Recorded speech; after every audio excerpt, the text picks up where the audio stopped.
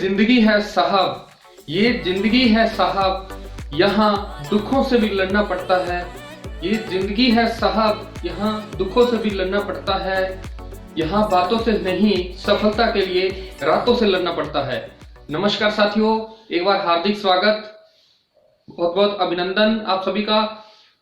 आप देख रहे हैं आपका अपना YouTube चैनल जीके मित्र सिंह। आज एक बार फिर जिला दर्शन की इस कड़ी के अंदर बीकानेर जिला दर्शन बाघ द्वितीय के पार सफलता के बाद बीकानेर जिला दर्शन बाघ द्वितीय का बी पार लेकर बीकानेर के राजवंश के शासकों से संबंधित मैं एक बार फिर हाजिर हूं आपके समक्ष। आपने पिछले बार को बहुत प्यार दिया और हमने चर्चा करी बीकानेर राजवंश के इतिहास से संबंधित महत्वपूर्ण तथ्यों की। हमने जाना कि कैसे हुई बीकानेर रियासत की स्थापना, कैसे हुई बीकानेर की स्थापना, नगर की स्थापना, और कैसे बीकानेर बना जिला। और इसी कड़ी के अंदर साथियों आज हम चर्चा करेंगे बीकानेर के शासकों के बारे में, विस्तार से चर्चा करेंगे बीकानेर के शासकों के बारे में, बीकानेर के शासकों की विशेषताएं, उनके जो है अन्य वंशों के साथ संबंध, चाहे वो राजनीतिक हो चाहे वो वैवाहिक संबंध हो, उन सभी की चर्चा करेंगे। और कौन से महल, कौन से मंदिर और अन्य महत्वपूर्ण तथ्यों के बारे में विस्तार से करेंगे चर्चा। तो एक बार आप से फिर निवेदन, एक बार वीडियो को लाइक कीजिए, वीडियो को अपने सभी सोशल मीडिया प्लेटफॉर्म पर शेयर कीजिए और ज्यादा से ज्यादा राष्ट्र प्रतियोगी परीक्षाओं की तैयारी करने वाले अभ्यर्थियों को इस वीडियो को शेयर कर दीजिए एक बार, और बेल बटन से नोटिफिकेशन को ऑन कर लीजिएगा ताकि मेरे आगामी जो वीडियो आ रहे हैं उनके नोटिफिकेशन आपको अतिशीघ्र प्राप्त सके। बहुत ही जल्द सभी विषयों से संबंधित वीडियो आपको इसी चैनल के ऊपर राष्ट्र प्रतियोगी परीक्षाओं की तैयारी करने के लिए उपलब्ध होंगे। इसमें अभी जो नई भर्ती आई है राजस्थान कंप्यूटर अन्वेषक की, उससे संबंधित कंप्यूटर की क्लासें बहुत जल्द आज या कल में शुरू हो जाएंगी। और नव वर्ष की एक बार आपको और आपके सही परिवार को बहुत बहुत बधाई, शुभकामनाएं। और आपके यह जो नव वर्ष है आपके जीवन के अंदर खुशहाली लेकर आए, समृद्धि लेकर आए, आप दिन चौगुनी तरक्की करें और हमेशा सफलता के पथ पर अग्रसर रहें। तो आइए साथियों एक बार फिर थोड़ी चर्चा करते हैं बीकानेर जिला दर्शन के अंतर्गत बाघ द्वितीय बीकानेर इतिहास के अंतर्गत बीकानेर से संबंधित राजवंश से संबंधित एक बार थोड़ी सी और चर्चा करते हैं। आपके सामने जैसे बोर्ड के ऊपर आप देख रहे हैं बीकानेर के सभी जो शासक हैं उनका यहाँ पर आप देख रहे हैं बोर्ड पर आपके समक्ष, और उनका नाम और उनका जो कार्य कर रहा वह सभी यहाँ पर मुद्रित है। और थोड़ी सी अगर हमने लास्ट वीडियो के अंदर यह चर्चा करी थी, एक बार फिर थोड़ी चर्चा करते हैं ताकि इतिहास जो है वह हम इन शासकों से संबंधित जो बातें हैं वह हम उसे सुचारू रूप से उनका संचालन कर सकें। अगर हमें बात करता हूं बीकानेर जो कि जंगल प्रदेश के नाम से जाना जाता है, उसकी स्थापना जो है साथियों वह जोधपुर यानी मारवाड़ के शासक राव जोधा के पांचवें पुत्र, कुछ इतिहासकार इसे पहले और दूसरे पुत्र भी मानते हैं। और क्योंकि यहां हमने जो बात करी है इनका जो पुत्र था पहला पुत्र लिंबा, क्योंकि कुछ इतिहासकार ये बताते हैं कि जो राव जोधा थे उनके जो प्रथम पुत्र वह लिंबा थे, तो हम यह स्पष्ट रूप से नहीं कह सकते कि वह उसके दूसरे पुत्र थे राव जोधा जी के, यहाँ वो पांचवें पुत्र थे। तो हम ये फिलहाल यहाँ बात करेंगे कि जो राव जोधा जी के जो पुत्र थे राव बीका जी, तो उनके द्वारा जो है उनका भाई जो कांदल है वह दोनों किसी बात के लिए आपस में विचार विमर्श कर रहे थे। और राव जोधा जी ने राव बीका जी को हंसते हुए कहा कि राव बीका क्या कोई नई रियासत बसाने जा रहे हो। तो इसी बात पर राव बीका जी को यह लगा कि शायद उनके पिताजी उनसे मजाक कर रहे हैं, तो इस वाक्य से वह बहुत ही व्यथित हुआ और वह नाराज होकर वहां से चला गया। और उसने अपने साथ सेनापति को लिया और वह उत्तर भारत की तरफ यानी उत्तर की तरफ चला और जोधपुर से यानी मारवाड़ से चलता हुआ एक जंगल जैसे एरिया में स्थान में पहुंचा, जो कि वर्तमान के अंदर बीकानेर के नाम से जाना जाता है। और उस समय उसे जांगल प्रदेश के नाम से, मध्य प्रदेश के नाम से और जिसे जांगलू प्रदेश के नाम से भी जाना गया। और इससे संबंधित अन्य हम बात करते हैं राती घाटी की, तो जो स्थान बीकानेर, नागौर, अजमेर के, जहां पर बीकानेर, नागौर, अजमेर तीनों स्थान एक साथ पर मिलते थे, वह जो स्थान राती घाटी के नाम से जाना जाता था। और इसी के साथ अगर हम बात करें स्पादर्श, जो कि पूर्वी अजमेर साइड का जो मारवाड़ का जो पूर्वी हिस्सा था जिसे स्पातलक्ष जाना जाता था, स्पातलक्ष का मतलब होता है 100 गांवों का एक शहर, यहाँ पर 100 गांव से बसा हुआ एक स्थान हो, उसे स्पातलक्ष जाना जाता, और उसकी राजधानी थी शिकंबरी। और जांगल प्रदेश और जो राव बीका थे, उन्होंने जब वह मारवाड़ से चलकर जांगल प्रदेश में आए तो उन्होंने सर्वप्रथम अपनी जो राजधानी थी वो कोडमदेसर को बनाया, जहां पर आज भी भैरव मंदिर बना हुआ है। और कोडम जो थी वह रणमल की पत्नी थी, और उसी के नाम पर यह वहां पर एक बावड़ी बनाई थी रणमल ने, और उस बावड़ी के ही नाम पर इस स्थान का नाम जो है कोडमदेसर पड़ा। कोडमदेव के नाम पर इस स्थान का नाम कोडमदेसर पड़ा, और इसे कोडमदेसर स्थान को ही राव बीका ने बीकानेर की प्रथम राजधानी बनाया था, और दूसरी राजधानी बनाया था बीकानेर को। जांगल प्रदेश की प्रथम राजधानी थी कोडमदेसर और दूसरी राजधानी थी बीकानेर।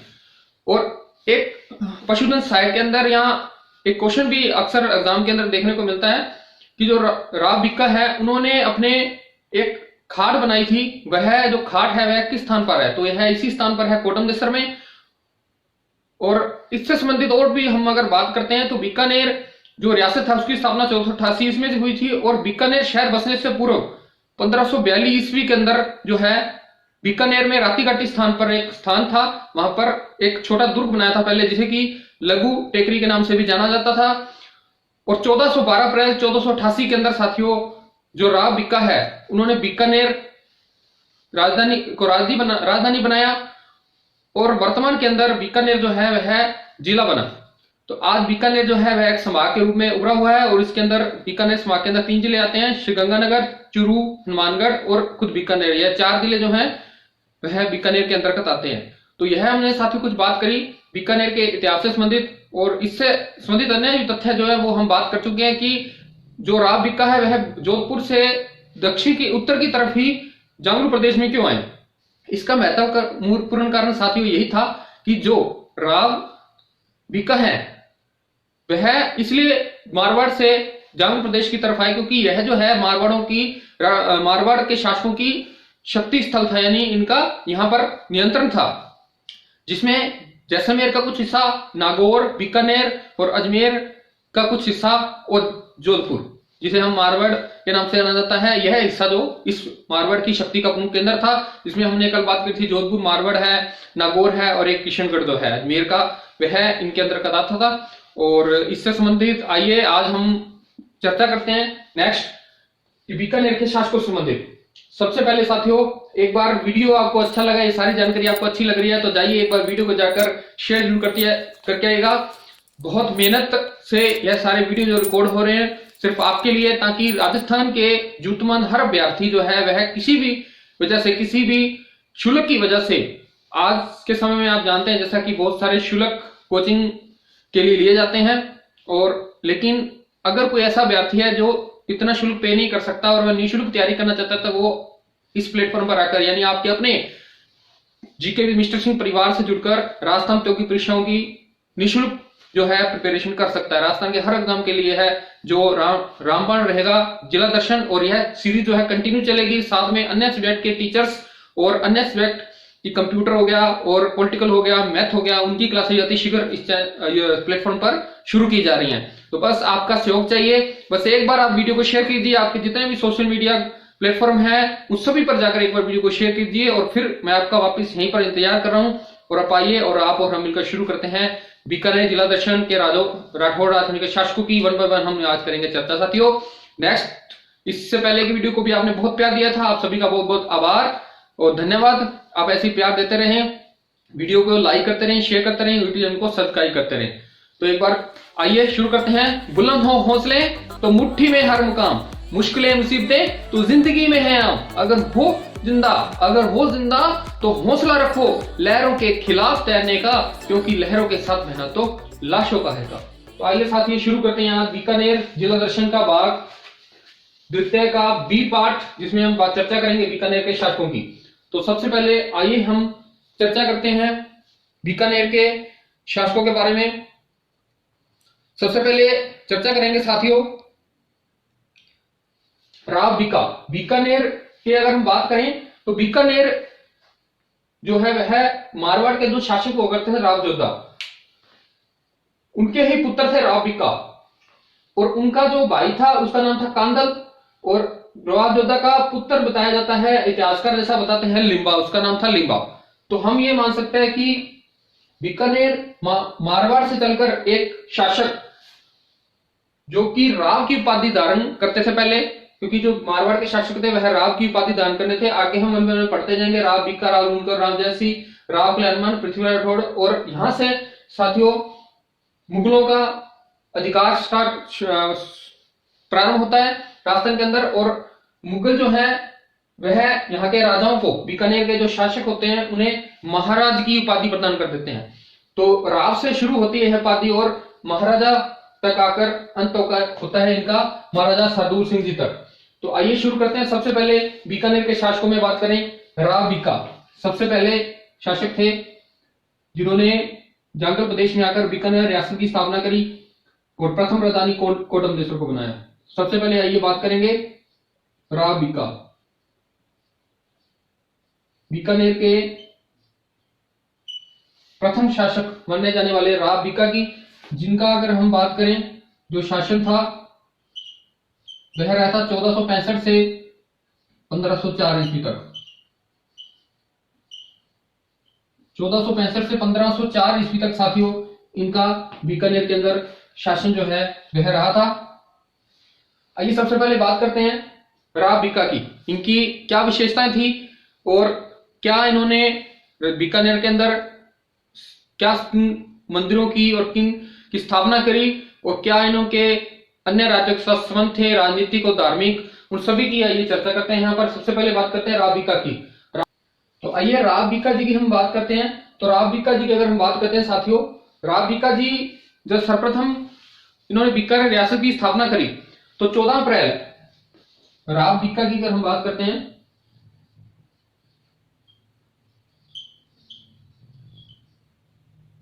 राव बीका की साथियों अगर हम बात करते हैं, सर्वप्रथम इन्होंने अपनी राजधानी जो है वह कोटमदेश्वर को बनाया था। सर्वप्रथम इन्होंने अपनी राजधानी बनाया था कोटमदेश्वर को। कोटमदेश्वर जो है वहां पर एक बावड़ी बनी हुई है जो कि रणमल की पत्नी थी कोटमदेव, उसके नाम पर बावड़ी बनी हुई है। और यहीं पर है साथियों भैरव, दूसरी इन्होंने राजधानी बनाया था, इन्होंने बीकानेर को अपनी। और यहीं पर साथियों बना हुआ है भैरव बाबा भैरव मंदिर, यहीं पर बना हुआ है भैरव मंदिर। अगर हम राव बीका जी की बात करें तो सर्वप्रथम इन्होंने बीकानेर की जब स्थापना करी रियासत की 1465 ईस्वी के अंदर, 1465 ईस्वी के अंदर जब इन्होंने बीकानेर रियासत की स्थापना करी तो वहां पर एक टीले के ऊपर इन्होंने एक दुर्ग बनवाया जिसे कि लघु बीका जी की टेकरी के नाम से भी जाना जाता है, जिसे बीका जी की टेकरी के नाम से जाना जाता है। बीका की टेकरी यानी बीका जी की टेकरी के नाम से जाना जाता है। यह एक लघु दुर्ग था जिसे हम पुराना भी मानते हैं कि यह पुराना दुर्ग है। और इसके बाद अगर हम अन्य बात करें साथियों तो बीकानेर राती घाटी नामक स्थान पर इसकी स्थापना की गई थी। इसकी स्थापना जो है राती घाटी नामक स्थान पर इन्होंने इसकी राती घाटी स्थान पर यानी एक टीला था, उस टीले के ऊपर इन्होंने एक बीका की टेकरी यानी एक लघु दुर्ग बनाया, इसे बीका की टेकरी के नाम से जाना जाता है। और नेक्स्ट हम बात करें जो राव बीका जी थे, इनके जो पिताजी थे उनका नाम था राव जोधा, जो कि मारवाड़ के शासक थे। राव जोधा जो थे वह मारवाड़ के शासक थे यानी जोधपुर, मारवाड़ हम जिसे वर्तमान में जोधपुर के नाम से भी जानते हैं। इनकी अगर माता की बात करें तो उनका नाम था नौरंगदे। और इनकी अगर हम पत्नी की बात करें तो जो कि इनका नाम था रंगदे। इनकी जो पत्नी थी साथियों उनका नाम था रंगदे, जो कि पुगल के शासक की पुत्री थी। पुगल के शासक की पुत्री थी रंगदेव। नेक्स्ट अगर हम बात करते हैं 1472 ईस्वी में साथियों इनका क्या हुआ था, राज्याभिषेक हुआ था। 1472 ईस्वी के अंदर जब इन्होंने अपना पिता से अपने हिस्से की जो 12 बीघा जमीन थी वह हिस्सा लेकर इन्होंने जब यह उत्तर की तरफ, मारवाड़ से उत्तर की तरफ चले, जांगल प्रदेश नामक स्थान पर, जिसे हम जांगलू नाम से भी जानते हैं, प्रदेश के नाम से जानते हैं, वहां पर पहुंचे और उसके बाद इन्होंने वहां राती घाटी नामक स्थान पर एक बीका जी की टेकरी, एक टीले के ऊपर बीका जी की टेकरी नामक लघु दुर्ग की स्थापना करी। उसके बाद 1472 ईस्वी के अंदर 1472 ईस्वी के अंदर इनका राज्याभिषेक किया गया। राज्याभिषेक करने के बाद इन्होंने अपनी जो प्रथम राजधानी था वह बनाया साथियों कोडमदेसर को। कोडमदेसर जो था वह इनकी प्रथम राजधानी थी और बीकानेर यह बनाया था इन्होंने साथियों 1465 के अंदर इनको, कोडमदेसर को। और यहीं पर वो है खाट है, जो खाट है वह अपने पिताजी के लिए इन्होंने बनाई थी। खाट जो है पूछा गया था एग्जाम के अंदर, वह यहीं पर है। और द्वितीय जो राजधानी थी इन्होंने बनाई थी जांगलू प्रदेश की, वह थी साथियों 1400, वो इन्होंने बनाई थी 12 अप्रैल, इन्होंने बनाई थी 12 अप्रैल 1488 को इन्होंने बीकानेर को जांगलू प्रदेश की द्वितीय राजधानी बनाया। इससे बाद अगर हम ये नेक्स्ट बात करते हैं तो इनके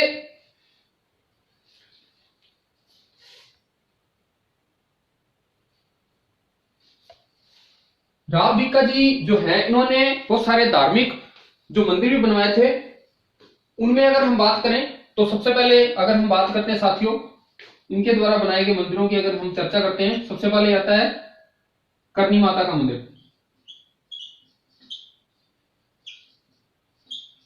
करनी माता का मंदिर। दूसरी अगर हम चर्चा करते हैं नागनेची माता। तीसरी अगर हम बात करते हैं भैरव मंदिर जो कि कोडमदेसर में बनाया था।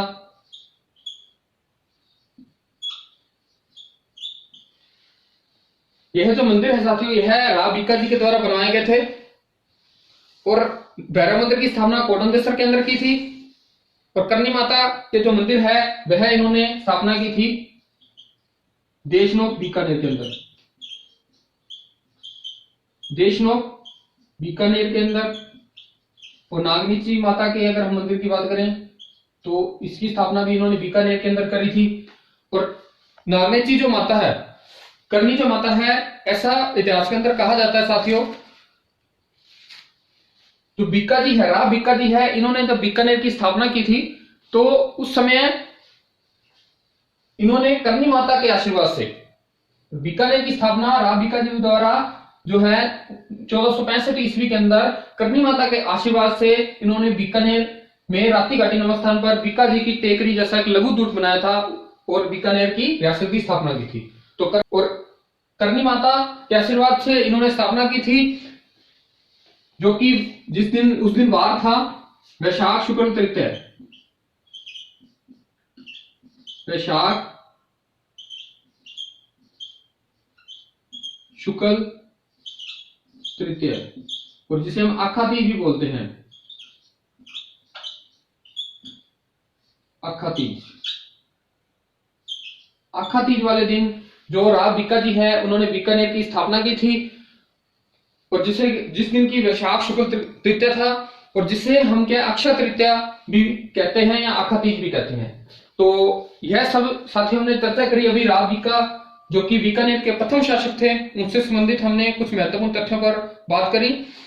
और इन्होंने अपने जो भाई था, इनका जो भाई था, कहा जाता है कि राव बीका जी जो है इन्होंने अपना राज चिन्ह प्राप्त करने के लिए, इतिहासकार बताते हैं कि राज चिन्ह प्राप्त करने के लिए इनका एक भाई था यानी राव जोधा जी का एक पुत्र सुजा, इन्होंने अपने जो भाई था सुजा उस पर आक्रमण भी किया था। इनका एक भाई था जिसका नाम था सुजा, सुजा पर इन्होंने आक्रमण भी किया था।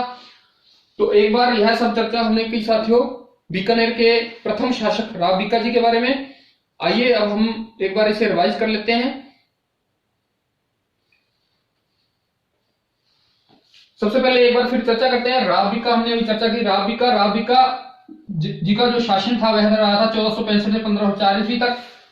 अगर सर्वप्रथम हम बात करते हैं राव बीका जी की, तो राव बीका जी जो है मारवाड़ से चलकर जांगल नामक प्रदेश पर आए थे, जिसे मांगल, माद्रे जांगल्या, चुरू जांगल्या और जिसे जांगू प्रदेश के नाम से जाना जाता है, उस स्थान पर करनी माता के आशीर्वाद से इन्होंने वैशाख शुक्ल तृतीया को यानी आखा तीज या जिसे हम अक्षय तृतीया के नाम से जान जाते हैं, जिस दिन राजस्थान में सबसे ज्यादा बाल विवाह होते हैं, उस दिन इन्होंने बीकानेर रियासत की स्थापना करी थी करनी माता के आशीर्वाद से। यानी वैशाख शुक्ल तृतीया को करनी माता, जिनका मंदिर जो है देशनोक बीकानेर के अंदर बना हुआ है और वहां पर कढ़ाइयां भी चर्चा धार्मिक स्थलों के अंतर्गत हम करेंगे विस्तार से चर्चा करनी माता के बारे में। तो इन्होंने 1465 ईस्वी के अंदर स्थापना करी थी। बीका जी की टेकरी नामक स्थान पर इन्होंने बीका जी की टेकरी ताती घाटी नामक स्थान पर बीका जी की टेकरी नाम से एक लघु दुर्ग बनाया था। और फिर इन्होंने जो करनी माता के आशीर्वाद से बीकानेर रियासत की स्थापना करी राव बीका जी ने, उस समय इन्होंने अपनी प्रथम जो राजधानी था वह बनाया था कोडमदेसर को। और कोडमदेसर के अंदर भैरव जी का मंदिर बना हुआ है और जहां पर की एक खान बनी हुई है, जिन्होंने जो कहा जाता है साहित्यकारों के द्वारा कि इन्होंने अपने पिताजी के लिए बनवाई थी। दूसरी राजधानी साथी इन्होंने बनाया था बीकानेर को। कोडमदेसर के बाद राव बीका ने बीकानेर रियासत की अपनी दूसरी जो जांगल प्रदेश की राजधानी बनाया था वह बनाया था बीकानेर को, जिसकी स्थापना इन्होंने की थी 12 अप्रैल 1488 को। 12 अप्रैल 1488 को इन्होंने दूसरी राजधानी बनाया था बीकानेर को। और उसके बाद अगर हम बात करते हैं 1472 ईस्वी के अंदर इनका राज्याभिषेक किया गया। 1472 ईस्वी के अंदर इनका राज्याभिषेक किया गया और इन्होंने अपने भाई सुजा पर राजचिन्ह प्राप्त करने के लिए अपने भाई सुजा पर भी आक्रमण किया। इनके पिता का नाम राजयोद्धा था, जो कि मारवाड़ जोधपुर के शासक थे, और इनकी पत्नी माता का नाम था नरंगदेव। माता का नाम रंगदे था और पत्नी का नाम रंगदे था, कि पुग्गल के जो शासक थे, पुग्गल के शासक हुआ करते थे, राव शेखा की पुत्री थी। पुग्गल के शासक राव शेखा की पुत्री थी, यानी जो रंगदे थी वह पुग्गल के शासक राव शेखा की पुत्री थे। तो अभी तक हमने साथियों चर्चा कर लिया है राजस्थान, जिला दर्शन, इतिहास, बीकानेर के राठौड़ राजवंश के अंतर्गत बीकानेर के शासकों से संबंधित पहले शासक राव बीका से। राव बीका के बाद हम चर्चा करेंगे साथियों बीकानेर के दूसरे शासक राव नरा की। राव नरा जो थे वह साथियों बीकानेर के दूसरे शासक थे, लेकिन इनका जो कार्यकाल था मात्र 4 माह का रहा। आकस्मिक इनकी मृत्यु हो गई। 4 माह के बाद बीकानेर के जो अगले शासक हुए वह थे राव लूणकरण। तो राव लूणकरण जी का शासनकाल था 1504 से 1526 ईस्वी तक रहा, जो कि राव बीका जी के पुत्र थे। राव नरा और राव बीका दोनों जो थे यह बीकानेर राव बीका जी के पुत्र थे, राव नरा और राव लूणकरण। तो नेक्स्ट हम चर्चा करेंगे साथियों राव लूणकरण, जो कि एक महत्वपूर्ण शासक है बीकानेर के राजवंश से संबंधित, और अक्सर इनसे संबंधित भी बीकानेर से संबंधित, इस शासक से संबंधित, राव लूणकरण जी से संबंधित हर तीसरे एग्जाम के अंदर एक क्वेश्चन पूछा जाता है, क्योंकि इनसे संबंधित बहुत सारी बातें महत्वपूर्ण है। आइए चर्चा करते हैं। आइए साथियों इसी क्रम में आगे हम चर्चा करते हैं बीकानेर के अगले शासक राव नरा की मृत्यु के बाद बीकानेर के शासक बने राव लूणकरण। आइए चर्चा करते हैं राव लूणकरण की। अगले जो शासक थे वह थे राव लूणकरण।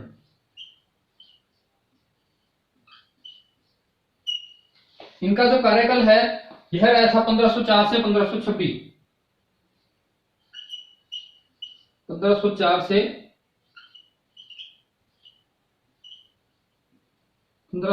1526 तक इनका जो कार्यकाल रहा था। तो सबसे पहले आइए चर्चा करते हैं राव लूणकरण के बारे में।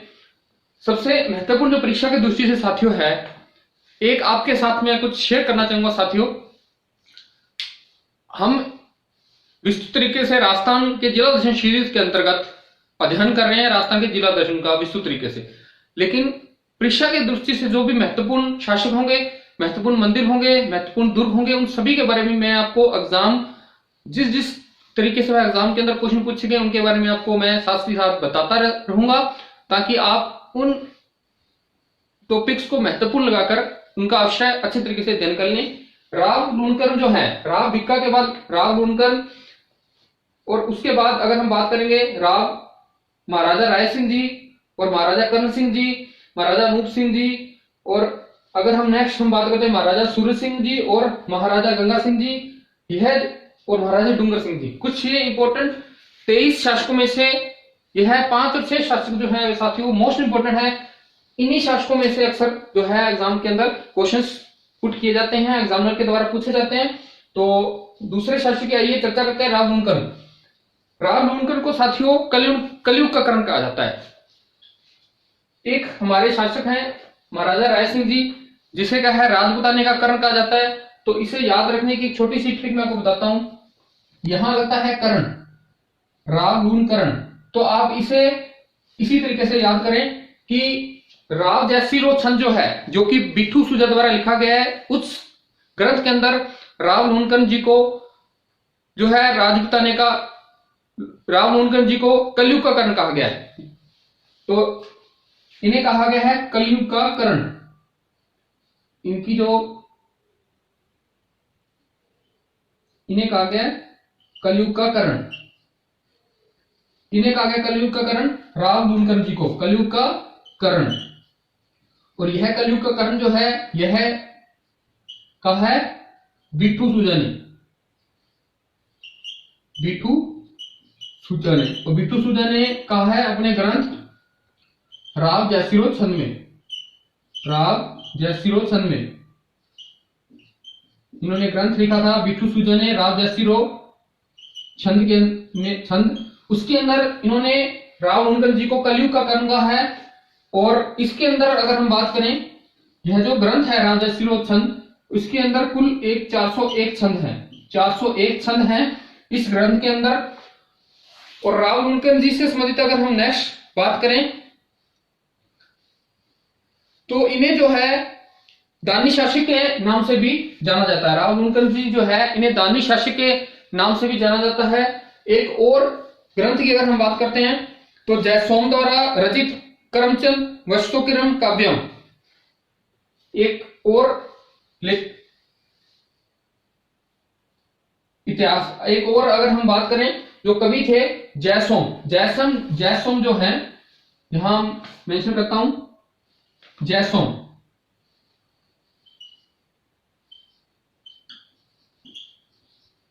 ने एक ग्रंथ लिखा था जिसकी अगर हम बात करें करमचंद विश्वोत्क्रम काव्यम, इसका नाम है करमचंद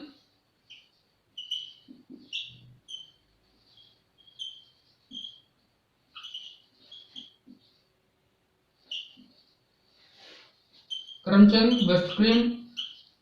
इन्होंने ग्रंथ लिखा था जयसोम ने, जो कि था करमचंद वंशोत्क्रम काव्यम, काव्यम। इसके अंदर इसने जो है इनकी जो तुलना है, यानी राव लूणकरण जी की तुलना है, जयसोम जो थे कवि, इन्होंने राव लूणकरण जी की तुलना जो है वह करण के समान की है, यानी अत्यधिक दानी सज्जन के रूप में इनकी तुलना की गई है। राव लूणकरण की जो तुलना है इन्होंने दानवीर करण के समान की है, तो इसलिए इन्हें जो है दानी शासक के रूप में भी जाना जाता है, यानी इन्हें जो है दानी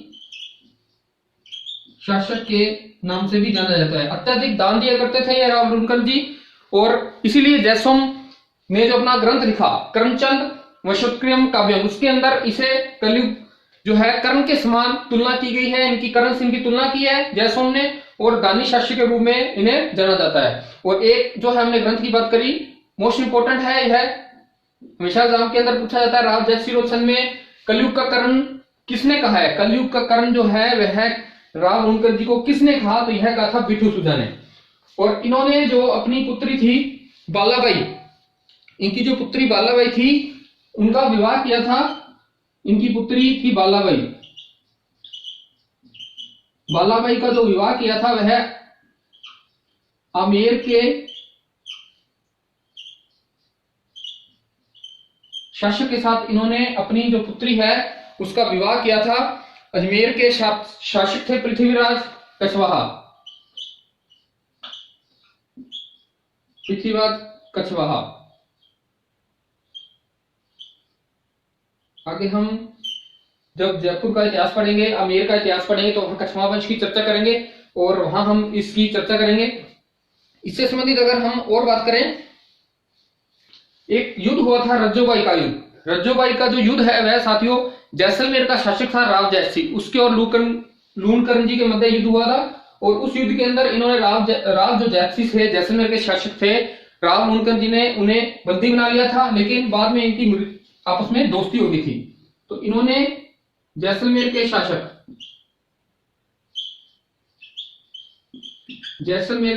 शासक थे जिनका नाम था राव जैसी।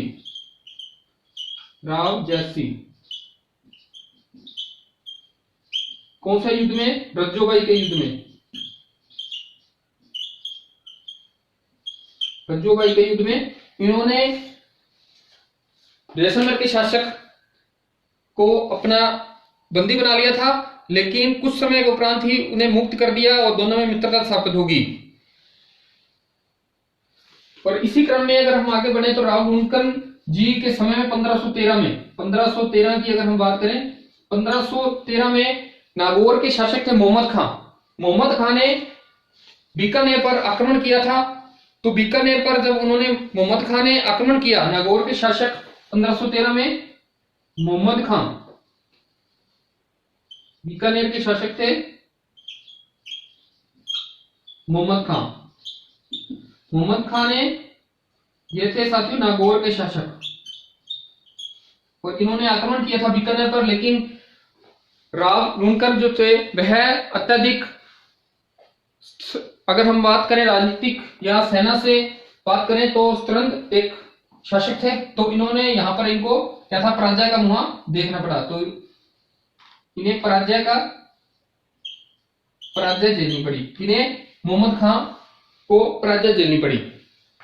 नेक्स्ट अगर हम बात करते हैं 1926 में एक दोस्ती का युद्ध हुआ था इनके समय में। दोस्ती का युद्ध जो है साथियों वह नारनौल के नवाब अबीमीरी के साथ हुआ था 1526 ईस्वी के अंदर। उस युद्ध के अंदर क्या था, राव लूणकरण जी को हार का पराजय का सामना करना पड़ा और उस युद्ध में लड़ते हुए राव लूणकरण जी की मृत्यु हो गई।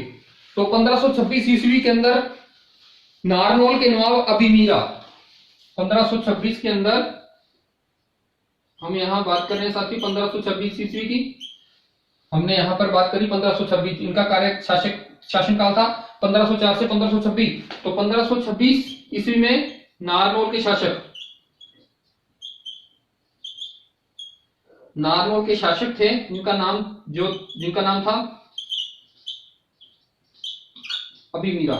नारनौल के शासक के साथ 1526 ईस्वी में अबीमीरा के साथ दोस्ती का युद्ध लड़ते हुए यह वीरगति को प्राप्त हो गई। कौन सा युद्ध था? दोस्ती का।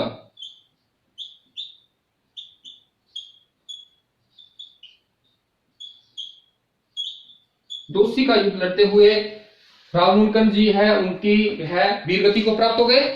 और यह साथियों हमने सब चर्चा करी बीकानेर के शासक राव लूणकरण जी के बारे में। एक बार इसे रिवाइज कर लेते हैं हम सारा। और अगर आपको यह जानकारियां अच्छी लग रही हैं तो जाइए एक बार वीडियो को शेयर कीजिए। ज्यादा से ज्यादा राजस्थान की तैयारी करने वाले बच्चों की वीडियो को शेयर जरूर कीजिए। आपको अच्छा मैटर देना, अच्छा इतिहास से संबंधित अच्छी सी बातें बताना जो कि परीक्षा के दृष्टि से महत्वपूर्ण होंगी, यह मेरा काम है। लेकिन ज्यादा से ज्यादा अभ्यर्थियों को इस प्लेटफॉर्म से जोड़ना साथियों आपका काम है। आपका एक छोटा सा शेयर राजस्थान के उन जरूरतमंद अभ्यर्थियों के लिए अति मददगार साबित होगा जो किसी भी कारणवश फाइनेंशियली प्रॉब्लम के कारण बहुत ही महंगे कोर्स नहीं खरीद पाते। आपका एक शेयर उनकी बहुत मदद कर सकता है। एक हाथ बढ़ाइए आज और इस वीडियो को जाइए एक बार शेयर करके जाइए सभी प्लेटफॉर्म पर, यूट्यूब, फेसबुक, इंस्टाग्राम सभी पर जाइए। एक बार इस वीडियो को शेयर कर दीजिए। ट्विटर और अन्य जो भी आपके पास प्लेटफॉर्म हो, इंस्टाग्राम, उन सभी पर, टेलीग्राम चैनल्स पर भी एक बार शेयर कीजिए। फिर हम बढ़ते हैं आगे। और इसी के साथ साथियों अगर हम चर्चा करें, यह जो जिंदगी है साथियों, जैसा कि मैंने पहले ही बताया था, शुरुआत में बात कही थी, यह जो जिंदगी है साहब यह इतनी आसान नहीं है। यह जो जिंदगी है साहब यह इतनी आसान नहीं है। यहाँ दुख में भी हंसना पड़ता है। यहाँ सफलता पाने के लिए बातों से नहीं रातों से लड़ना पड़ता है। तो वाकई किसी ने बहुत अच्छी बात लिखी कि यह जिंदगी है साहब, इसमें दुखों में भी हंसना पड़ता है, यहाँ सफलता पाने के लिए बातों से नहीं रातों से लड़ना पड़ता है। तो यह जिंदगी है साहब, यहाँ आपको हर कदम पर अपना साथ खुद ही देना पड़ेगा। हो सकता है आपका भाई बहन रिश्तेदार कोई भी किसी मौके आपके साथ नहीं चल पाए किसी कारणवश, उनकी पारिवारिक स्थितियों के हिसाब से, लेकिन आखिरकार इस जिंदगी के अंदर, इस राह पर, जिंदगी की इन राहों पर आपको ही चलना है। उठिए, आज एक दृढ़ संकल्प लीजिए मेरे साथ कि आप आज से अपना काम खुद करेंगे, किसी के भरोसे नहीं बैठेंगे। अपने आप को इतना मजबूत करिए ताकि कोई आपको नीचे नहीं गिरा सके, कोई आपके किरदार पर उंगली नहीं उठा सके। अपने आप को इतना मजबूत कीजिए, अपने इरादों को मजबूत कीजिए। इसीलिए मैं हर बार कहता हूं कि बुलंद हो हौसले तो मुट्ठी में हर मुकाम, मुश्किलें मुसीबतें तो जिंदगी में है आम। अगर हो जिंदा तो हौसला रखो लहरों के खिलाफ तैरने का, क्योंकि लहरों के साथ बहना तो लाशों का है काम। जी हाँ, बिल्कुल सही कहा है किसी ने कि लहरों के साथ तो बहना लाशों का है काम। हम और आप लाश नहीं है, इसलिए आज दृढ़ संकल्प लीजिए। यह जिंदगी सिर्फ एक ही बात कहती है, यहाँ तो इस जिंदगी के अंदर संघर्ष के अंदर भाग लो, नहीं तो भाग लो। यानी इनको समस्याओं को झेलना सीखिए, जिंदगी के अंदर संघर्ष करना सीखिए। अगर आप जिंदगी के अंदर संघर्ष करेंगे तो आप किसी भी पायदान पर जिंदगी के अंदर मार नहीं खाएंगे, हमेशा आगे बढ़ते रहेंगे। अपने आप को आप और ज्यादा से ज्यादा अपने आप को श्रेष्ठ बनाइए, इस काबिल बनाइए ताकि आप हमेशा सफलता के पथ पर अग्रसर रहें, आगे बढ़ते रहें, नई नई ऊंचाइयों को छूते रहें। परखिए, अपने आप को परखिए और मेहनत कीजिए। और वरना सिर्फ एक ही बात कहती है जिंदगी, बार बार भाग लो, इस संघर्ष के अंदर भाग लो, वरना भाग लो।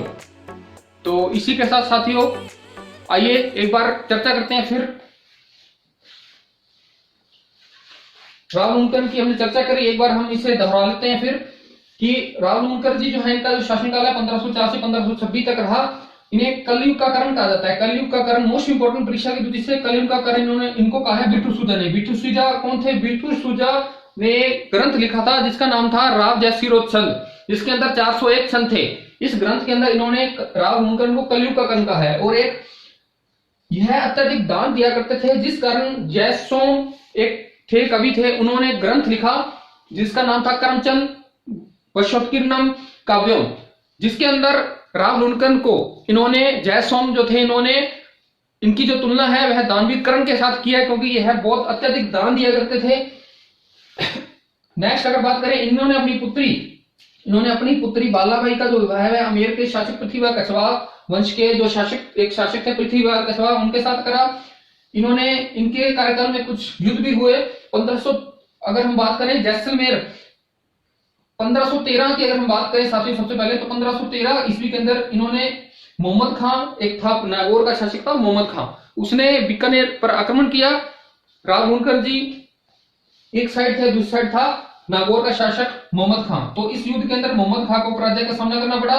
1513 के बाद इन्होंने जैसलमेर के ऊपर आक्रमण करा राव मुनकर जी ने, और वहां के जो शासक थे राव जयसी, उनको राव मुनकर जी ने बंदी बना लिया। लेकिन कुछ ही समय के बाद आपस में दोनों की मित्रता होगी और राव जो मुनकर जी हैं इन्होंने उनको रिहा कर दिया। और उसके बाद 1523 के अंदर एक युद्ध हुआ नारनौल का। देखिए, याद करने का तरीका देखिए आप, 1513 को देखिए, 1513 और यहाँ पर है डबल, 13 का डबल 26, 1526। 1513 के अंदर हुआ था मोहम्मद खान द्वारा नागौर आक्रमण किया, और जैसलमेर के राव जयसी का जो युद्ध था उसका नाम था रज्जू बाई युद्ध। और 1526 के अंदर, 13 के अंदर तो मोहम्मद खान ने आक्रमण किया और 26 के अंदर किया था अबी मीरा ने। 1526 के अंदर आक्रमण किया था अबी मीरा ने, इसके अंदर आक्रमण किया था नारनौल के जो नवाब थे अबी मीरा, नारनौल के नवाब थे अबी मीरा, इन्होंने आक्रमण किया था दोस्ती के युद्ध में। 1526 में दोस्ती का युद्ध हुआ था। उस युद्ध के अंदर जो थे राव मुनकर जी वीरगति को प्राप्त हुए, हार गए, पराजित हुए, और लड़ते हुए वीरगति को प्राप्त हो गए। और यह सब जो बातें हमने साथ में चर्चा की, यह थी बीकानेर के जो शासक थे राव मुनकर, राव लूणकरण जी से संबंधित अगर एक और बात करें साथियों, तो राव लूणकरण जी जो है, इन्होंने एक लूणकरण नामक कस्बा भी बसाया था। इन्होंने एक लूणकरण कस्बा भी बसाया। इन्होंने लूणकरण नामक कस्बा बसाया, जहां पर एक लूणकरण नामक झील भी है, जो कि राजस्थान की या भारत की अगर देखा जाए तो सबसे खारी झीलों में से एक मानी जाती है लूणकरण झील। और ये इसे जो है लूणकरण की अगर हम बात करें तो इसे कहा जाता है राजस्थान का राजकोट। लूणकरण को कहा जाता है राजस्थान का राजकोट। अब हम चर्चा करेंगे कि राजस्थान का राजकोट क्यों कहा जाता है। जो लूणकरण, राव लूणकरण जी के नाम पर इन्होंने एक कस्बा बसाया, जिसे वर्तमान में लूणकरण के नाम से जाना जाता है, जो कि बीकानेर के अंतर्गत आता है, जिला के अंतर्गत आता है, संभाग के अंतर्गत आता है, और इसे ही कहा जाता है राजस्थान का राजकोट। क्यों कहा जाता है? क्योंकि भारत के अंदर एक स्थान है गुजरात के अंदर राजकोट, अत्यधिक यहाँ ज्यादा मात्रा में मूंगफली होने के कारण राजकोट की विशेषता यह है कि वहां पर मूंगफली बहुत ज्यादा होती है।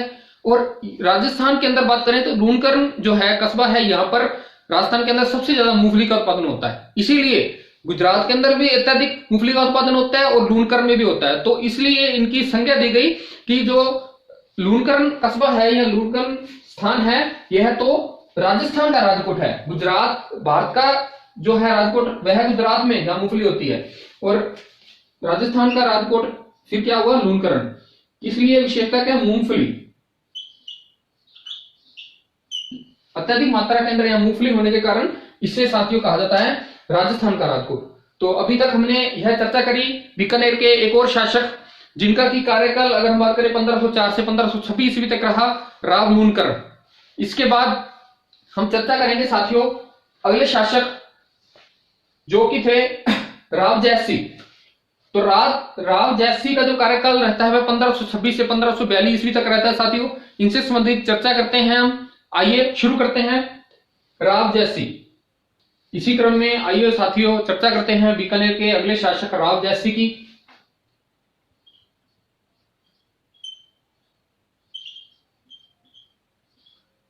राव जयसिंह, जिनका कार्यकाल की अगर हम बात करें तो 1526 से 1542। उनका जो कार्यकाल था वह रहा 1526 से 1542 ईस्वी तक। इनसे संबंधित हम महत्वपूर्ण तथ्यों पर बात करेंगे। राव जयसिंह की अगर हम बात करें साथियों, तो राव लूणकरण जी के बाद जब राव लूणकरण जी की जो नवाब थे उनसे लड़ते हुए, अभी मीरा के जो नवाब थे उनसे लड़ते हुए इनकी मृत्यु होगी, तो उसके बाद राव जयसिंह जी थे वे अगले शासक बने, जिनका कार्यकाल 1526 से 1542 तक रहा। इनकी अगर बात करते हैं तो बाबर जो था, यानी मुगल वंश का जो शासक था बाबर, उसके 4 पुत्र थे। बाबर जो था मुगल वंश का शासक, उसके जो 4 पुत्र थे, बाबर के 4 पुत्र थे। पहला था कामरान, दूसरा था अस्करी,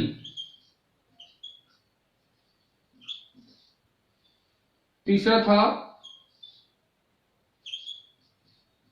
हिदाद, और चौथा था हुमायूं, जो कि इसके बाद अगला शासक बनता है। तो बाबर जो था, बाबर ने अपना साम्राज्य विस्तार के लिए अपना जो विस्तार था, क्षेत्र था, वह अपने 4 पुत्रों में बांटा, और जो हुमायूं था इसके हिस्से में आया कंधार और काबुल।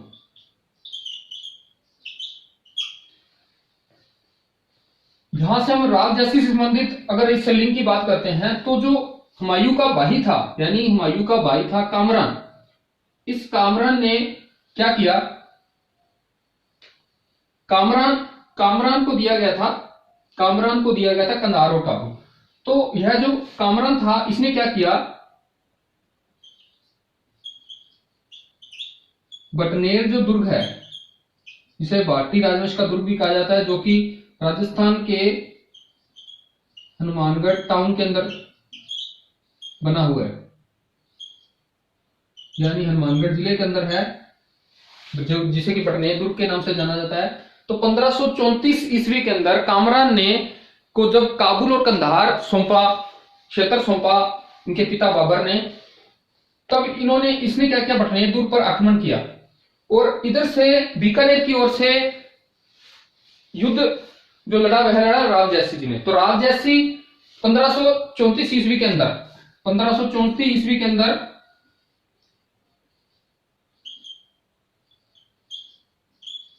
1534 ईस्वी के अंदर साथी युद्ध हुआ, वह हुआ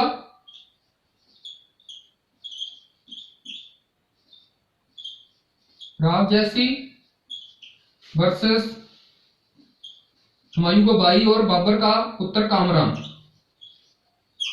इन दोनों के मध्य एक युद्ध हुआ जिसके अंदर राव जैसी को वहां से भागना पड़ा, यानी पराजय का मुंह देखना पड़ा। और राव जैसी जो थे वह अपने एक सैनिक जिसे कि जाना जाता है भोजराज रूपावत, वह राव जैसी अपने सैनिक भोजराज रूपावत को, उनका नाम था भोजराज रूपावत,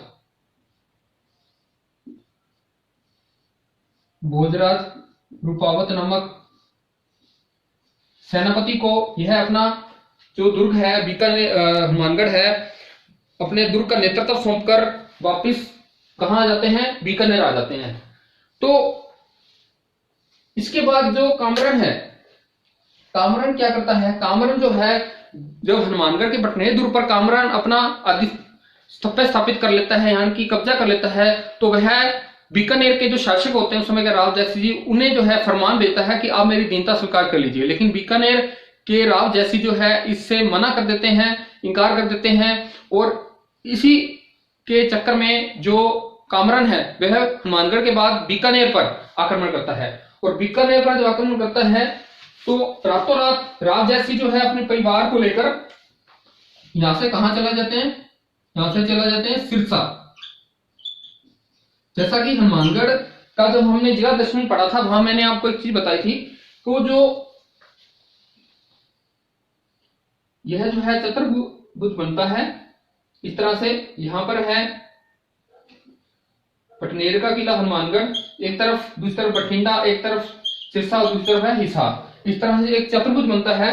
तो यह जो चारों, ऐसा इतिहासकार बताते हैं कि जो ये चारों किले थे इनके अंदर से सुरंग बनी हुई थी। कोई भी शासक किसी भी समय बीकानेर का शासक बठिंडा जा सकता था क्योंकि वर्तमान पंजाब के अंदर आता है, और हनुमानगढ़ से शासक सिरसा और हिसार तक इसके तार जुड़े हुए हैं ऐसा माना जाता है।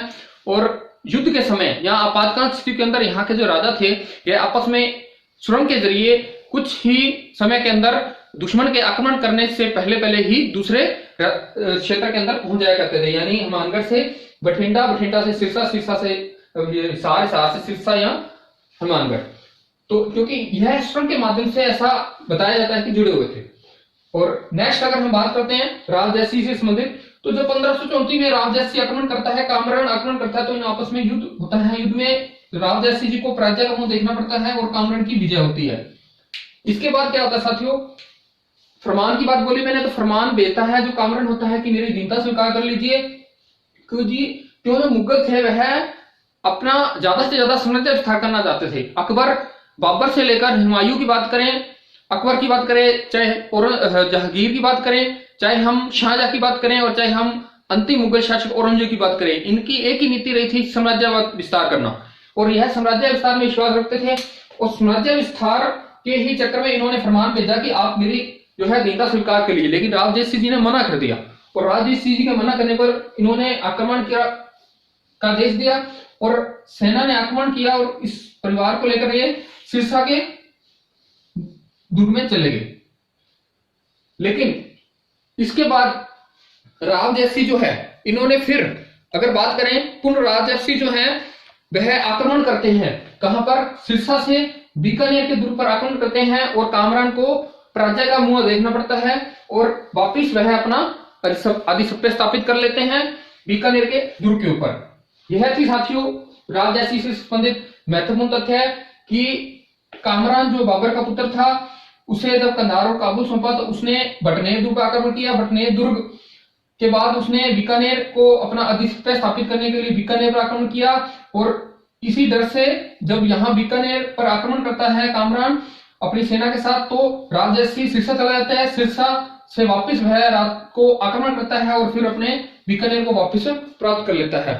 तो यह हमने बात करी भटरैया दुर्ग से संबंधित। और अगर हम राव जयसिंह से संबंधित साथियों बात करें तो राव जयसिंह जी जो है 1500 अगर हम 41 की बात करते हैं, 1541 के अंदर जोधपुर के शासक थे मालदेव। यहां हम बात करें 1541 की, 1541 के अंदर जोधपुर के शासक थे, जोधपुर या मारवाड़ के शासक थे मालदेव, यानी राव मालदेव। राव मालदेव जो थे उनके मध्य और राव जयसिंह जी के मध्य युद्ध हुआ। राव जयसिंह जी के मध्य एक युद्ध हुआ। उस युद्ध के अंदर मालदेव की तरफ से, मालदेव मारवेड़ यानी कि जो वर्तमान के अंदर अगर हम बोले, यह युद्ध हुआ था फलोदी जोधपुर के अंदर। यह युद्ध हुआ था फलोदी नामक स्थान पर जोधपुर के अंदर, जिसका नाम था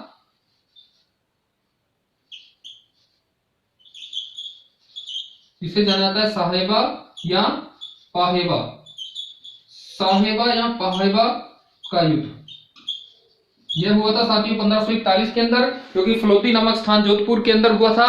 यह हुआ था मारवाड़ के शासक मालदेव और राव जयसिंह के मध्य।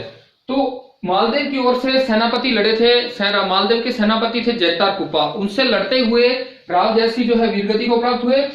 और मालदेव जो था उसने क्या किया साथियों, उसने मालदेव जो था उसने क्या किया, बीकानेर पर आक्रमण कर लिया। यानी राव जयसिंह के जहां पर अधिकार हुआ करता था बीकानेर, जहां के वे शासक थे, उस वहां पर मालदेव ने अधिकार कर लिया। उस युद्ध के दौरान यह भी कहा जाता है कि जो शेरशाह सूरी थे, जिनका भी वास्तविक नाम था फरीद, तो राव जयसिंह जी ने सहायता के लिए शेरशाह सूरी को पत्र भेजा था, लेकिन तय समय पर शेरशाह सूरी द्वारा इनकी मदद न करने के कारण ही उन्हें पराजय का मुंह देखना पड़ा। और इसके बाद इनके जो पुत्र थे, कल्याणमल, राव जयसिंह के पुत्र थे कल्याणमल जो थे, वह राव कल्याणमल जो थे 1542 ईस्वी में वीरगति को प्राप्त होते हैं। और उसके बाद 1544 ईस्वी के अंदर, 1542 ईस्वी में जब राव जयसिंह जी की मृत्यु होती है, तो वह शेरशाह सूरी जी के पास जाता है और कहता है कि राव मालदेव जो है उसने अपनी बड़ी सेना जैतार कुप्पा की मदद से, एक बड़ी सेना के माध्यम से जो मेरे पिता हैं राव जयसिंह, उनको पराजित कर दिया और वह लड़ते हुए युद्ध में मारे गए हैं। तो उन्होंने हमारे साम्राज्य पर भी अपना अधिकार कर लिया है, यानी बीकानेर या जांगर प्रदेश पर अधिकार कर लिया है, तो मेरी मदद कीजिए। तो जो शेरशाह सूरी था, तो यहां पर साथियों शेरशाह सूरी की बात करते हैं। शेरशाह सूरी की एंट्री होती है, जिसका वास्तविक नाम था फरीद। इनकी एंट्री होती है और यह जो है मालदेव पर आक्रमण करते हैं, मारवाड़ पर, और राव कल्याणमल को उनका पिता की जो विरासत है, जहां के शासक थे, वह उन्हें सौंपते हैं। तो 1542 में जब राव जयसिंह की मृत्यु होती है और जब शेरशाह सूरी की मदद से राव कल्याणमल आक्रमण करते हैं मालदेव पर, मारवाड़ के शासक मालदेव पर, और 1544 ईस्वी में शेरशाह सूरी जो है यह यहाँ का जो शासक है वह पुनः नियुक्त करता है राव कल्याणमल को। तो यह सारी बातें जो हमने साथियों पढ़ी राव जयसिंह जी से संबंधित। नेक्स्ट हम साथियों चर्चा करेंगे राव कल्याणमल से संबंधित। आइए चर्चा करते हैं राव कल्याणमल जी से संबंधित।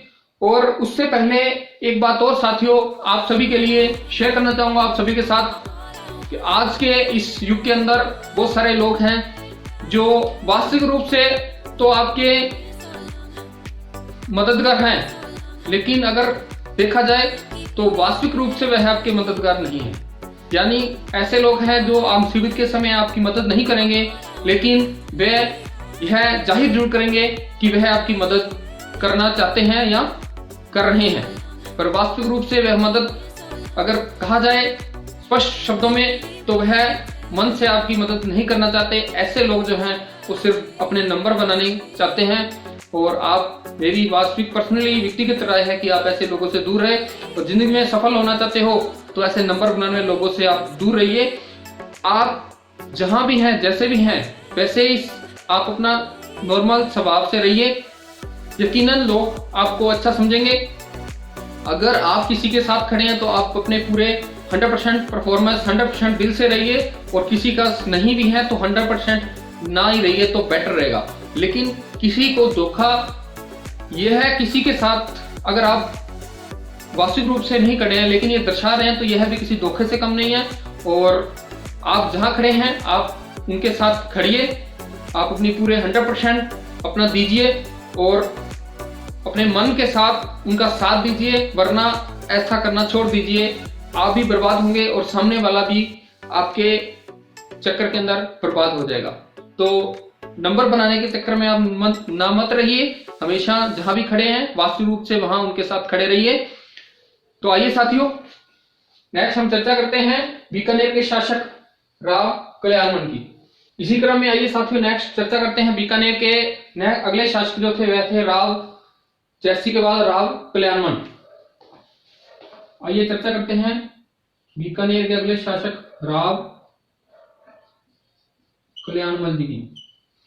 राव कल्याणमल जी की अगर मैं बात करूं तो इनका जो कार्यकाल था साथियों रहा था 1544 से 1574 तक।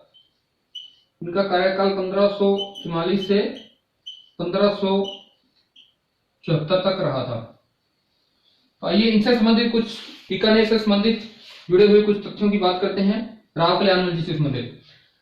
मोस्ट इंपोर्टेंट है यह भी, राव कल्याणमल जी, इनके बारे में यह कहा जाता है कि यह मुगलों की और अफगानों की अधीनता स्वीकार करने वाले बीकानेर के प्रथम शासक थे, जो अपने दोनों पुत्रों पृथ्वीराज राठौड़ और महाराजा राय सिंह के साथ नागौर दरबार के अंदर 3 नवंबर 1570 को इन्होंने अपनी उपस्थिति दी थी। और इन्होंने कल्याणमल जी ने जो है गिरी सुमेल के युद्ध में जैतारण जो कि पाली के अंदर हुआ था उसके अंदर अगर हम बात करें तो शेरशाह सूरी जो थे अफगान शासक थे उनकी मदद करी थी। और इन्होंने अपने पुत्र जो थे कल्याणमल जो थे उन्होंने अपने पुत्र को भी राणा सांगा की मदद के लिए जो खानवा का युद्ध हुआ था 17 मार्च 1527 को उसके अंदर इन्होंने भेजा था राणा सांगा की मदद के लिए राव जयसिंह ने अपने पुत्र कल्याणमल को। तो इन्होंने ये कह सकते हैं कि राव कल्याणमल जो थे इन्हीं से शुरुआत हुई थी। देखिए इनके नाम के अंदर आता है राव कल्याणमल, तो मल में म आता है, म का मतलब मुगल और अफगान दोनों जो शासकों थे इनके साथ इन्होंने वैवाहिक संबंध स्थापित किए और इनकी अधीनता स्वीकार की। और राव कल्याणमल ने अपने दोनों पुत्र पृथ्वीराज राठौड़ और राय सिंह के साथ नागौर दरबार जो कि 3 नवंबर 1570 को नागौर दरबार लगा था, अकबर के द्वारा लगवाया गया था, आई छतरपुर दुर्ग के अंदर लगाया गया था, वहां इन्होंने अपनी अधीनता स्वीकार कर ली मुगलों की। तो नेक्स्ट, और इन्होंने 5 जनवरी 1544 को जैतारण पाली के युद्ध में, गिरीशमेल के युद्ध में जैतारण पाली में जो हुआ था उसमें शेरशाह सूरी अफगान शासक का साथ दिया। 17 मार्च 1527 को खानवा के युद्ध में इन्होंने राव कल्याणमल ने राणा सांगा का साथ दिया जो कि नबीली नदी रूबा तहसील भरतपुर के अंदर हुआ था। तो यह सब सारी बातें थी साथियों राव कल्याणमल जी से संबंधित। तो नेक्स्ट हम आइए चर्चा करते हैं अगले शासक पृथ्वीराज राठौड़ जो कि इनके पुत्र थे। आइए साथियों इसी क्रम में और आगे चर्चा करें तो राव कल्याणमल जी के प्रथम पुत्र, पहले पुत्र की चर्चा करें पृथ्वीराज राठौड़।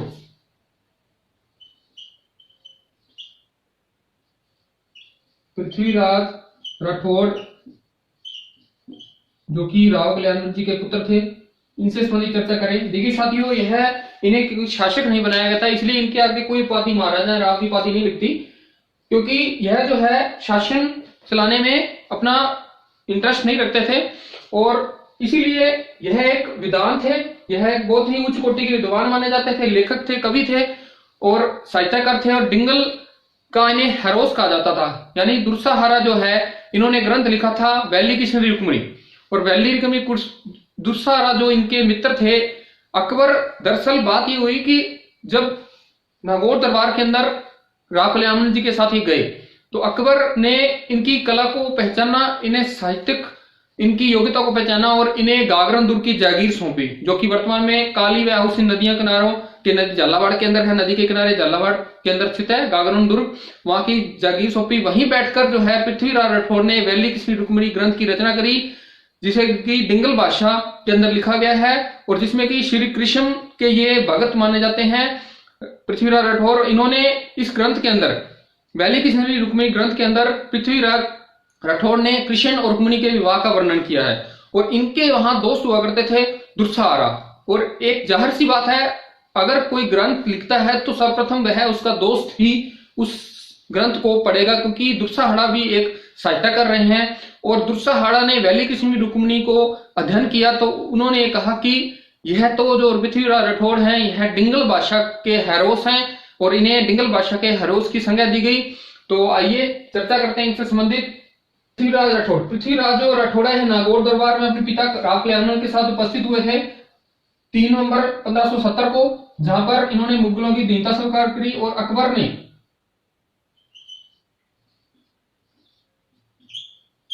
ने इन्हें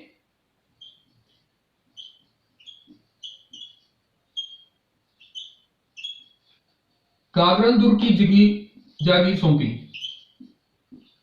और इनके जो छोटे भाई थे महाराजा राय सिंह, उन्हें बीकानेर का शासन नियुक्त किया और यहीं बैठकर गागरन दुर्ग जो कि काली व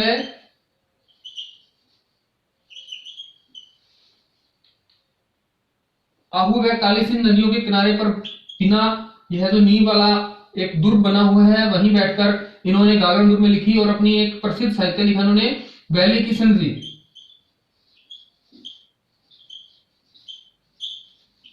वैली किशन श्री रुक्मिणी। पृथ्वीराज राठौड़ का प्रसिद्ध ग्रंथ था वैली किशन री रुक्मिणी री, वैली किशन रुक्मिणी री इन्होंने प्रसिद्ध ग्रंथ रखा, जिसकी जो भाषा थी वह थी साथियों, ग्रंथ है डिंगल भाषा में लिखा गया है। इस वर्ष की जो भाषा है वह डिंगल भाषा है। और अगर हम और बात करें इस ग्रंथ के अंदर, इस ग्रंथ में क्या है, इस ग्रंथ के अंदर श्री कृष्ण भगवान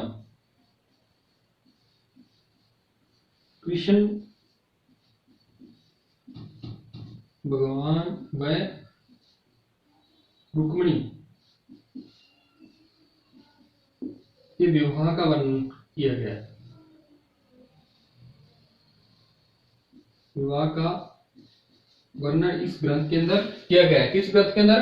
वैली किशन रुक्मिणी ग्रंथ के अंदर, जो कि डिंगल भाषा में लिखा गया है। और इसके अलावा बात करें तो जो दुर्साहरा है, क्योंकि पृथ्वीराज राठौड़ ने वैली किशन रुक्मिणी जो ग्रंथ है इसकी जो रचना की थी वो इन्होंने की थी गागरन दुर्ग के अंदर, क्योंकि अकबर ने इनको गागरन दुर्ग की जागीर सौंपी थी, जो कि काली व आउसिन नदियों के किनारे है झालावाड़ के अंदर। और बिना नींव वाला एक दुर्ग है गागरन दुर्ग, उस दुर्ग के अंदर बैठकर कहा जाता है कि इतिहासकार बताते हैं कि पृथ्वीराज राठौड़ ने वैली किशन रुक्मिणी ग्रंथ की रचना की थी, जिसमें कि श्री कृष्ण भगवान ने रुक्मिणी के विवाह का वर्णन किया गया, जो कि डिंगल भाषा में है। और एक बात करें इनका जो साहित्यिक नाम की अगर हम बात करें तो साहित्यिक नाम की बात करें तो इनका जो साहित्यिक नाम है वह साथियों पित्थल, इनका नाम है पाथल। इनका जो साहित्यिक नाम है वह है पाथल, और पाथल जो नाम है यह इनको दिया गया था कन्हैयालाल सेठिया जी द्वारा। कन्हैयालाल सेठिया जी द्वारा, जो कि जाने माने साहित्यकार हैं और जिनका एक संबंध जो है वह चूरू जिले से है। इनका जो संबंध है वह राजस्थान के ही चूरू जिले से पड़ता है और वह एक साहित्यकार है जिन्होंने पित्थल और पाथल दो शब्दों का एक इस्तेमाल किया। जो पाथल शब्द वह महाराणा प्रताप के लिए किया गया था कन्हैयालाल सेठी द्वारा, और जो पित्थल है महाराणा प्रताप के लिए, और पाथल जो है वह पृथ्वीराज राठौड़ के लिए यूज किया गया था, इस्तेमाल किया था इन्होंने। और अगर हम बात करें इन्हें कहा गया है डिंगल भाषा का हैरोस।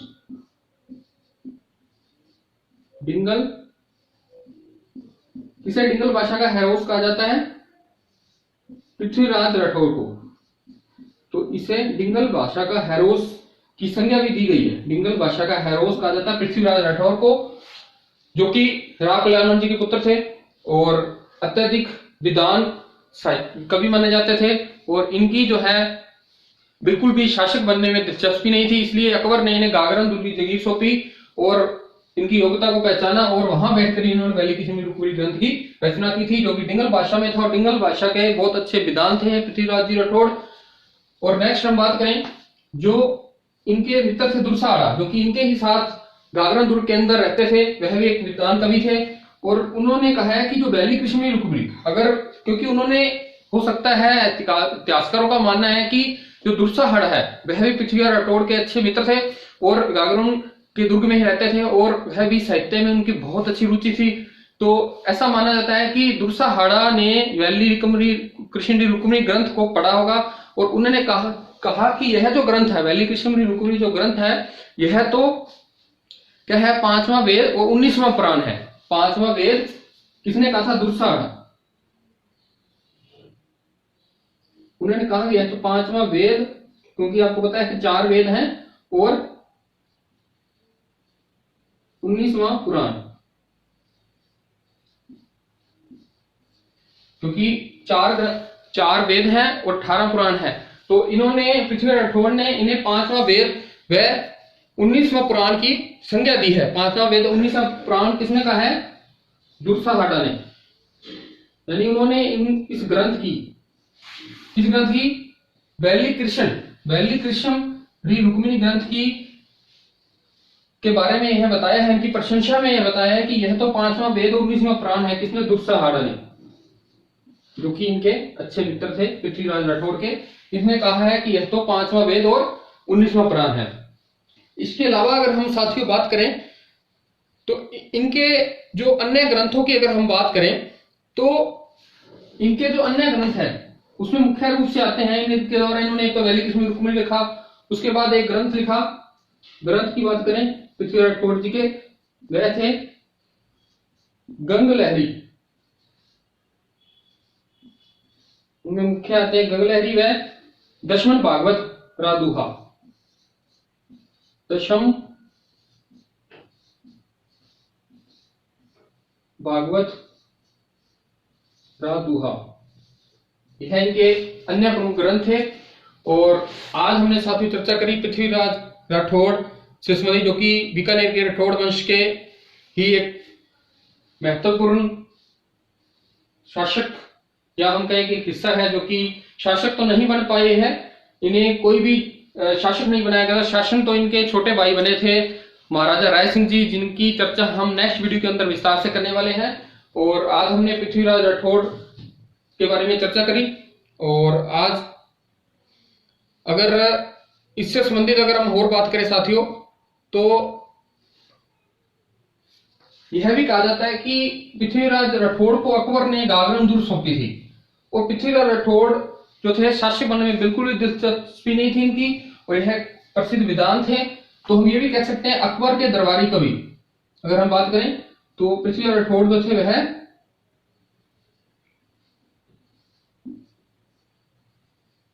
अकबर के दरबारी कवि थे,